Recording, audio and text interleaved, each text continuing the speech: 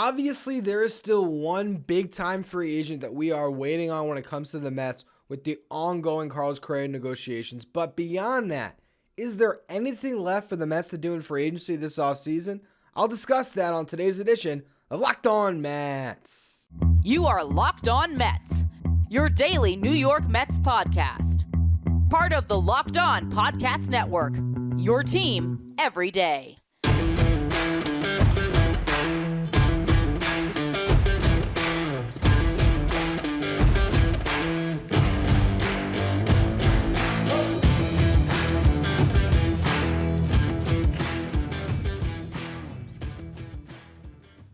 Hello to all you amazing Mets fans. You're watching Locked On Mets, part of the Locked On Podcast Network, your team every day.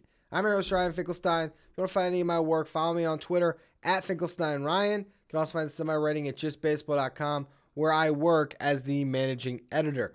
Now, when we look at free agency, you have Carlos Correa, the big name, the flashy guy out there, the one that's supposed to be the one piece that puts the Mets over the top. Well, as things stand right now, it feels like Correa will be a Met. Now, a lot of us are taking an Instagram post from Correa and running with it, but you know what? That is the only little bit of news we've had in over a week here, and that was the fact that Correa was holding his kid with a shirt on, his son, that said, "I" with a hot dog, "heart" as a pretzel, New York City. So if his son hearts NYC, got to imagine that Correa might heart NYC, and I'm pretty sure the caption said going to work with dad or something like that.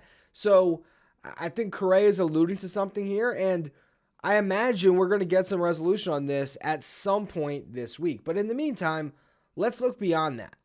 If we look at the New York Mets roster currently, and we assume Correa is there, it puts you in an interesting position, because if you look at the starting lineup, infield, probably best in baseball, Correa, Lindor, McNeil, Alonso. Outfield, same group from last year, Canna, Nimmo, Marte. DH and bench is where we get interesting here. You got the catching situation of Omar Narvaez and Tomas Nido. So assume Narvaez is the quote-unquote starter, although they'll both get a bunch of time. Your bench would have to be Tomas Nido, Daniel Vogelbach, Darren Ruff currently, but you don't know if he'd still be with the team, Eduardo Escobar, and Louis Guillorme. I don't see any outfielders in that group. So what do you do here? Do you move Darren Ruff? Do you move Daniel Vogelbach? Do you move Eduardo Escobar? It feels like a piece has to move out, and maybe Escobar is the most likely, because a contending team could sign up for Eduardo Escobar, a great clubhouse guy who could hit 25 bombs for them, and the Mets might be able to get a somewhat decent prospect back in return, if not something else that they could need, whether that be an arm in their bullpen or if it's maybe a fourth outfielder, right-handed bat type. But regardless of what they decide to do, there needs to be another outfielder added to this team, because you even go beyond the active roster. If you look at the 40-man, Khalil Lee is the only other outfielder on the entire 40-man roster. Now, granted, if they get Correa, Brett Beatty becomes an outfielder. Ronnie Mauricio likely becomes an outfielder, and that does kind of replenish your depth a little bit when it comes to outfielders in your farm system. But those guys still have to learn that position. You still have to see what Mauricio looks like in the outfield when he's pretty much just been an infielder up to this point in his career. Brett Beatty has some time in left field. Look pretty comfortable out there. I think he's going to be getting a bunch of time this season in the outfield, but you still want one more potential bat to round out the roster, somebody that can play center field. And the guy that we keep on coming back to is Adam Duvall. Adam Duvall is the perfect finishing piece to this Mets roster, assuming they already have the real one in Correa in place. And you look at his numbers last year, they weren't great. He played 86 games for the Braves, hit 213, 276 on base, 401 slugging, did hit 12 home runs in about half of a season, but his weighted runs created plus was 87. Now, the year prior, 2021, he hit 38 bombs, drove in 113, hit 228, 281 on base, 491 slug, a 103 WRC plus, so slightly better than your league average hitter. What Duvall brings to the table is that pop to leave the yard, a guy that does strike out a bunch, doesn't walk enough. I mean, his career strikeout rate's 28.5%. He struck out over 30% of the time the last 2 seasons, but he slugs. He slugs. A 465 slugging percentage for his career. 2021, it was 491. 2020, it was 532. 2019, limited sample size, only 41 games. It was 567. He can hit home runs. He can play center field. He makes a lot of sense fitting into this Mets roster, and it just gives you that additional starting caliber outfielder that if a Mark Canha, a Nimmo, a Marte, if any of them go down, if Canha's struggling mightily, you have another option you can throw out there. If you want to, give Nimmo a day when you have a tough lefty on the mound, you can play Duvall in center. To me, he makes the most sense of all the free agents left, although I could also see the Mets not even venturing into free agency again. That's another thing that would be on the table here, where maybe you're happy with what you got and you're trusting that Jeff McNeil is your 4th outfielder, and you sign someone to a minor league deal to sort of fill that role as well, like a Travis Jankowski coming back, something along those lines. But if you are all in, which the Mets are, and you can get Adam Duvall for 1 year, I think that's a move you have to really strongly consider, because it really does raise the floor of your team, and it just makes things fit a little bit better. Also, let's remember here, if you're essentially replacing Darren Ruff with Adam Duvall on the roster, well, there is your right-handed half of a DH platoon as well. So if you can go that way with it, it makes a lot of sense. Also, you look at this past season, again, somewhat of a limited sample size due to the playing time, but Adam Duvall against left-handed pitching was very strong. He had a 129 WRC plus and slugged 562 against lefties. Against righties, he had a 73 WRC plus and only slugged at a 346 clip. So as a lefty masher who would come in, play all 3 outfield positions, Adam Duvall makes probably the most sense when it comes to the free agent bats left. But if not him, I have 3 other names the Mets could look at to fill a similar type role. We'll get to that in just a minute. But first, today's episode is brought to you by BetOnline. BetOnline.net is your number 1 source for all your sports betting info, stats, news, and analysis. Get the latest odds and trends for every professional and amateur league out there, from football to basketball to soccer and esports. They've got it all at BetOnline.net. If you love sports podcasts, you can find those at BetOnline as well. BetOnline is always the fastest and easiest way to get your betting fix. Head to the website today or use your mobile device to learn more about the trends in the action. BetOnline, where the game starts. If not Adam Duvall, who? I got 3 other names for you that I think make some sense to fit on the Mets roster. The first one is A.J. Pollock, kind of a discount bin version of Duvall. But then again, look at his numbers recently, and he has 2 really good seasons over the last 3 years you can point to. 2020, playing for the world champion Dodgers. Played 55 games that season, hit 276, 314 on base, 566 slugging, at 16 home runs in 55 games, had a 130 WRC plus. The following season, 2021, he hit 297 in 117 games played, 355 on base, 536 slug, 137 WRC plus. He was a 3-win player that year. That's very good. This past season with the White Sox, fell off a cliff, but everybody in the White Sox had some bad numbers. So do you take that with a grain of salt? Well, look at his strikeout rate. Not alarming, 18.6%. Walk rate at 6.1%. Maybe a little bit down compared to the year prior where he walked at a 7.1% clip, but nothing alarming there. His batted ball luck, we saw a dip there. It was a 326 BABIP in 2021. That dropped down to 278 this past season. But he had 245, 292 on base, 389 slugging, only 14 home runs in 138 games. WRC plus was 92. He was about a league average player when you look at F4, 0.2. I think Pollock is a guy that you'd be trying to squeeze that last little bit of baseball out of him. He just turned 35 early in December. A guy that's had a good career. I mean, look at the career numbers from A.J. Pollock, a 276 career hitter, 332 on base percentage for his career, 469 slugging, 113 WRC plus. He's had some years in Arizona that were better than others, and that was when he was still kind of this guy in center field that you thought was even a 5-tool guy, particularly if you look at the 2015 season where he scored 111 runs, hit 20 homers, stole 39 bags. But overall, I think when you look at the free agent market, when there's not much left here, if you can get A.J. Pollock on a 1-year deal and he can be that fourth outfielder for you where you can play him in center field, you can play him in left, you can play him in right. He's the right-handed half of a platoon if you want him to be, with Daniel Vogelback.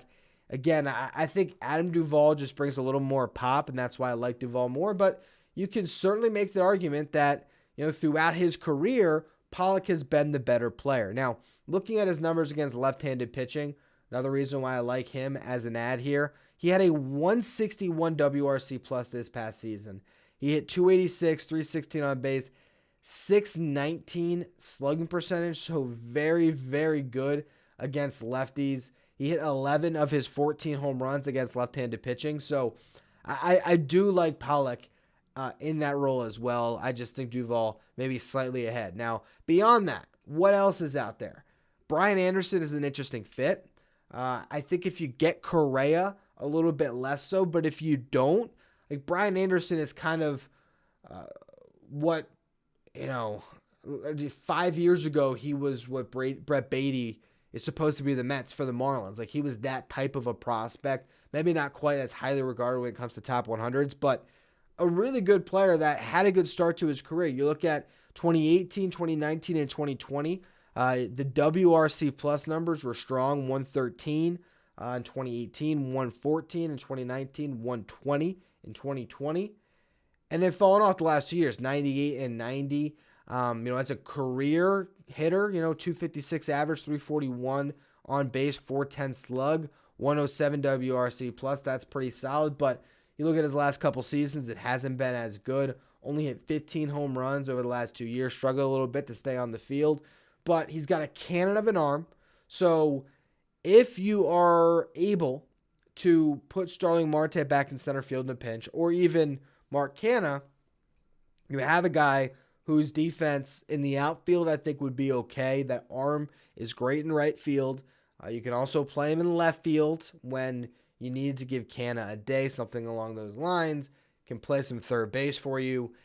He fits a little more again if you don't land Correa, but he's the type of buy low guy that the Mets were to swoop in and pick him up and they cut Darren Ruff. Like, I would much prefer Brian Anderson on the 2023 Mets than Darren Ruff, because you're looking at a player that's 29 years old that theoretically still has some left in the tank.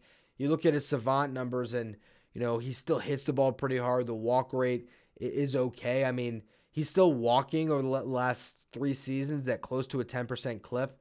The strikeouts are a little bit higher than you'd like, but I like Anderson. I do. I don't know if he's necessarily the perfect fit for the Mets, but he's definitely one of the best candidates when it comes to free agents left to help a team win. I do like him a lot. And the final guy is Trey Mancini. Now, he was dreadful with Houston. Really struggled, was having a decent season over there in Baltimore with the Astros. He hit 176 in the regular season, 258 on base percentage, WRC plus is 77, barely got on the field in the playoffs. He did hit 8 home runs for him, so I'll give him credit there. 18 home runs on the season. Brings some pop, of course. Has some experience with Buck Showalter, so that's where you can see a fit. Again, it's, would you rather have Trey Mancini than Darren Ruff? Yes, but his outfield defense isn't where you want it to be, and I do think that in a lot of ways he'd be another square peg trying to fit into a round hole. I don't love it, but he's a name that's worth mentioning because there's just not a lot of MLB, quality players that are left in free agency, and Mancini is one. But overall, if you look at the Mets offense, they don't need much. A Duvall or a Pollock makes the most sense. If you don't end up with Correa, maybe Anderson makes sense just to give you a little bit more depth at third base and give you a guy that could potentially, if you make a tweak or two to his swing, could break out for you in a pretty big way, I think. So that is what is left when it comes to bats on the market. Still have a couple of relief arms I want to talk about. But first, another word from our sponsors. Now, before we get into the relievers that are left on the market, I just want to ask the question, do the Mets even need another reliever? You look at their team as currently constructed. You got Edwin Diaz, you got Adam Ottavino, you got David Robertson. That's a quality back three. You have Brooks Raley, Drew Smith. That brings you to 5. I believe at this point, Jeff Brigham has a very good chance to make this team. Really good slider for Jeff Brigham. So I think that brings you to 6. You have Zach Green, who's a Rule 5 pickup. That would bring you to 7. And if you were to either go with a 6-man rotation or to need a long man in that bullpen, David Peterson, Tyler McGill, Joey Lucchesi. At some point this season, Jose Budo could factor into the mix. You have other guys like Bryce Montes de Oca. You got Elizar Hernandez. You have John Curtis, who they like. They kept him on the 60-day IL last season when he was hurt, and kept him through this offseason instead of using him as a potential roster spot. You got Steven Ridings, who they like apparently. Taylor Cicito they picked up this offseason. They have depth. I don't know if they need another arm. I really don't. But then again, if you went this far spending and you could pick up Andrew Chafin on a 1-year deal worth $9 million, you're already paying up the wazoo in luxury tax. You're really going to turn down a reliever that, the last couple seasons, you look at the ERA, 1.83 in 2021. That's in nearly 70 innings pitched. This year, 57 and a third, he pitched to a 2.83 ERA. You look at the ground ball rate he gets, the strikeout rate that he has. I mean, a guy that 80% of his outs are coming either on the ground or through strikeouts. He struck out nearly 11 batters per 9 this year, 10.52. He has a really good slider. Doesn't have the biggest velocity, but keeps guys off balance. Andrew Chafin would really help the Mets to give you 2 dynamic lefties in your pen. Really lengthens that pen out. Now you suddenly have 6 guys that you really like. If you do love Brigham, which I kind of think they might, that would put you to 7. And then again, it just depends on who you want to be the long man. And you still have the Rule 5 pickup. You still have Steven Riding. So I think that the Mets, if these guys linger long enough, the Mets might just swoop in and grab one more big arm because you can never have too much pitching. And the last guy is Michael Fulmer, a reunion there. Former, was he a first-round pick? Yes, he was. Well, I guess he was a comp pick. 44th overall by the Mets all the way back when in 2011. Was traded for Yoenis Cespedes, the headlining piece, and then went on in 2016 to win the Rookie of the Year for the Tigers. Had a really good first couple seasons there. That rookie year, 3.06 ERA and 159 innings pitched. The following season, gave them 164 innings at a 3.83 ERA. Then things started to fall off. He struggled in 2018. Missed time for injury. Comes back in 2020. Struggles there. 2021, though, he found it coming out of the bullpen. 69 and 2/3, pitched to a 2.97 ERA this past year, 3.39. The slider has played up out of the bullpen. Get a little more velocity out of him there. 29 years old, on the market, free agent. He's got a live arm. So those are the 2. If the Mets were to go out and sign a reliever at this stage, I look at Chafin and Fulmer. But I actually think their bullpen's in good enough shape that they really don't have to do anything. I mean, bottom line here, if they get Carlos Correa, they can just call an off season. But if you're really trying to complete this roster entirely and put your best foot forward going into spring training, I think it would be some type of a clearing of the decks when it comes to the Escobar, Ruff, Vogelback pieces in some respects. It would be trying to maybe get a Duvall in there. So let's just say, let's say you keep Ruff. Let's say you keep Escobar and it's just simply a dumping of Ruff, a picking up of Duvall, and you add Andrew Chafin to the bullpen to go along with Correa being in place, man, that is a 26-man roster that just doesn't have holes. It just doesn't. I mean, what's your biggest hole? Tomas Nido as a backup catcher? I love Nido as a backup catcher. This is just the lack of offense from Narvaez and Nido. How many teams are getting offense from their backstops? Rotations deep, bullpens deep. And again, if they do bring in Correa and that becomes official, this lineup is going to be scary good. So hopefully tomorrow's show we'll be reacting to a restructured deal with Carlos Correa that the Mets like. Until then, though, that's going to be all for today's edition of Locked On Mets. As always, thank you for listening. Make sure you follow, rate, and review wherever you get your podcasts. Make sure you follow me on Twitter, at Finkelstein Ryan. Follow the show, at Locked On Mets. Thank you for making Locked On Mets your first listen every day. Now, for your second listen, check out Locked On MLB Prospects, hosted by Lindsey Crosby. Locked On MLB Prospects is where you want to go to learn about the stars of tomorrow. You can follow Locked On MLB Prospects on the Odyssey app, YouTube, or wherever you get podcasts.